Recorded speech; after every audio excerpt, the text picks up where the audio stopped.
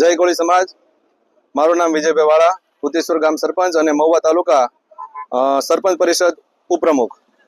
આજે મહુવા તાલુકાના અમે કોળી સમાજના લગભગ 60 જેટલા સરપંચો અહીંયા ભેગા થયા છીએ અને નિર્ણય કરવામાં આવ્યો છે કે જે સોમનાથ દાદાનું 1000 વર્ષ જે પૂરા થયા છે તે ખરેખર આપણી માટે ગર્વની વાત છે અને હિન્દુ સમાજને સનાતન ધર્મને ગર્વની વાત કહેવાય। પણ એનો જે આમંત્રણનો વિડીયો છે એ માયાભાઈ દ્વારા જે આપવામાં આવ્યો છે તેનો અમે ખરેખર વિરોધ કરીએ છીએ અને અહીંથી અમે બધા સરપંચો નક્કી કરીએ છીએ કે એકેય ગામમાંથી એક પણ વ્યક્તિ કોળી સમાજના જે છે એ કાર્યક્રમમાં ઉપસ્થિત નથી રહેવાના અને ગામમાંથી એક પણ બસ અહીંથી લઈ જવામાં અમારા ગામમાંથી ભરવામાં નહીં આવે જ્યાં સુધી નવનીતભાઈને ન્યાય નહીં મળે ત્યાં સુધી અમે આનો બહિષ્કાર કરીએ છીએ।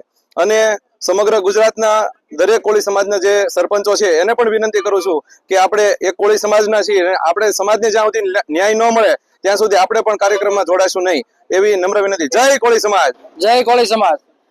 મારું નામ સાગર રાણાભાઈ નાગજીભાઈ સાગર, મહુવા તાલુકા સરપંચ એસોસિએશન પ્રમુખ, ગામ રાણીવાડા। અમે બધા સરપંચો વતી મહુવા તાલુકાના કોળી સમાજના બધા સરપંચો વતી એવું નક્કી કર્યું છે કે મોદી સાહેબની જે સભા છે સોમનાથ, તેમાં અમે તમામ ગામડામાંથી કોઈ કોળી સમાજના આગેવાનો કે કોળી સમાજના સરપંચો અને કોળી સમાજના લોકો કોઈ જશે નહીં।